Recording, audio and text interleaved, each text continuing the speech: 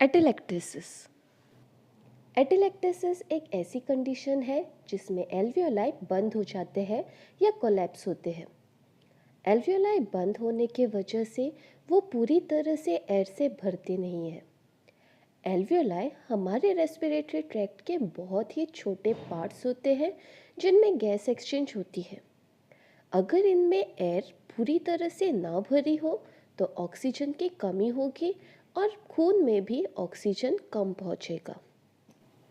Atelectasis होने के कुछ कॉमन कॉजेस होते हैं: विंड पाइप में रुकावट होना, कम एयर फ्लो होना, लंग्स के घाव या फिर लंग्स की बाहरी प्रेशर का बढ़ जाना, जिन वजह से एल्वियोलाई कोलैप्स हो जाते हैं। वैसे तो एटेलेक्टेसिस एक पोस्ट ऑपरेटिव कॉम्प्लिकेशन है जो उन पेशेंट में ज़्यादातर पाया जाता है जिनको भी सर्जरी के वक्त जनरल एनेस्थीसिया दिया गया हो। उसके अलावा इस डिसऑर्डर के कई रिस्क फैक्टर्स हैं। पहला, सांस लेने का पैटर्न अगर बदल जाए तो हमारे रेस्पिरेटरी सिक्रेशन का जम जाना, दर्द, हमारे छोटे एयरवेज के कामों में बदलाव, बहुत देर तक लेटे रहना, पेट के अंदरूनी प्रेशर का बढ़ना, किसी भी मसल या नसों संबंधित वजह से लंग्स की क्षमता कम होना, लंग्स की प्रतिबंधक डिफेक्ट्स, स्मोकिंग, मोटापा या बहुत टाइम से ऑक्सीजन थेरेपी पर होना, ये सब भी कारण हो सकते हैं एटेलेक्टेसिस के। जिन भी पेशेंट्स में ये रिस्क फैक्टर्स पाए गए हैं उनको एटेलेक्टेसिस के लिए बहुत ही क्लोजली मॉनिटर करने की ज़रूरत होती है। एटेलेक्टेसिस के 3 मुख्य प्रकार होते हैं। उनके नाम हैं: पहला, कंप्रेसिव एटेलेक्टेसिस; दूसरा, रिसॉप्टिव एटेलेक्टेसिस; और तीसरा, कॉन्ट्रैक्शन एटेलेक्टेसिस। इसके अलावा बाकी प्रकार हैं: patchy atelectasis, rounded atelectasis, gravity dependent atelectasis, subsegmental atelectasis and bibasilar atelectasis.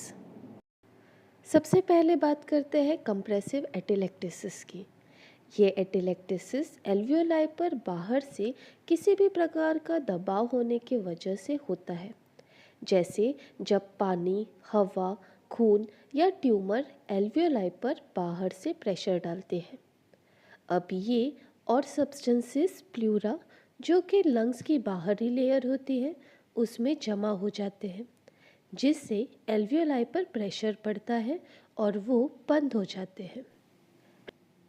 रिसॉप्टिव या ऑब्स्ट्रक्टिव एटेलेक्टेसिस ये वो एटेलेक्टेसिस होती है जो एल्वियोलाई के ब्लॉकेज या उसकी तरफ हुई रुकावट के वजह से होती है।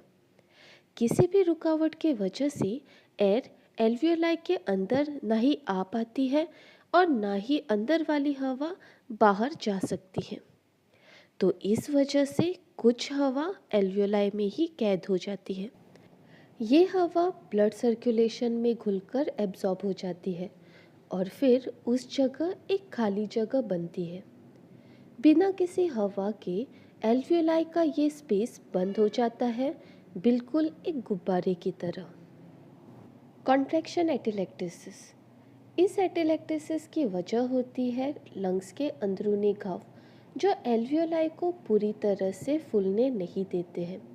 इस वजह से एल्वियोलाई कोलैप्स कर जाती है। इस बीमारी के लक्षण काफ़ी सामान्य होते हैं, जिस वजह से इसका पता जल्दी नहीं लग पाता। इसके लक्षण हैं: सांस लेने में तकलीफ, तेज ऊपरी ऊपरी सांस लेना, खांसी, स्किन का नीला पड़ना, चक्कर आना, घरघराहट, लंग्स का पूरी तरह से न फूल पाना और चेस्ट का सिर्फ एक साइड से फूलना। ज़्यादातर जब पेशेंट में इसके लक्षण दिखाई देते हैं तब उसकी जांच पेशेंट को कितना रिस्क था एटेलेक्टेसिस होने का, उसके लक्षण और चेस्ट एक्सरे या सीटी स्कैन से किया जाता है। चेस्ट भी इस्तेमाल किया जाता है क्योंकि ये सही बता देता है कि समस्या कितनी बड़ी है और कितना लंग उससे अफेक्टेड है। कभी कभार ब्रोंकोस्कोपी ये प्रोसीजर का इस्तेमाल भी किया जाता है।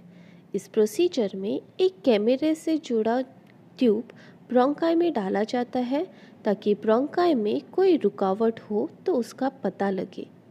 अगर वहाँ बलगम जम गई हो तो प्रोसीजर के वक्त ही उसको साथ ही साथ निकाला जाता है। हल्के फॉर्म का ऑब्स्ट्रक्टिव एटेलेक्टेसिस का सामान्य तरीकों से उपचार किया जाता है, जैसे चेस्ट फिजियोथेरेपी, चेस्ट परकर्शन और पोस्चुरल ड्रेनेज। सक्शनिंग के मदद से बलगम को निकाला जाता है ताकि रुकावट खुल जाए और हवा का प्रवाह सही हो जाए। नेबुलाइजेशन ब्रोंकाई को खोलने वाली मेडिसिन से करते हैं, जिससे गाढ़े बलगम को बाहर फेंकने में मदद मिलती है। कुछ परिस्थितियों में जब बलगम बहुत ज़्यादा होता है तब ब्रोंकोस्कोपी की ज़रूरत पड़ती है। पेशेंट को खांसी लेने और लंबी सांस लेने के लिए प्रेरित किया जाता है ताकि एल्वियोलाई अच्छे से खुल सके।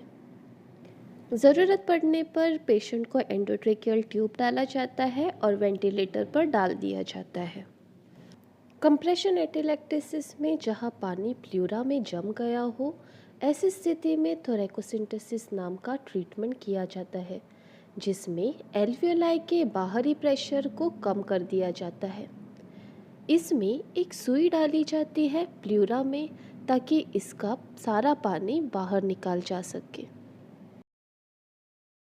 कॉन्ट्रैक्शन एटेलेक्टेसिस में, जिसमें लंग्स के घाव के वजह से एटेलेक्टेसिस होता है, उसमें सर्जरी की जाती है ताकि घाव या ट्यूमर को निकाल दिया जा सके। इस कंडीशन को प्रिवेंट करने के लिए बहुत सारी केयर करनी पड़ती है, स्पेशली उनकी जिनको ये प्रॉब्लम हो सकती है।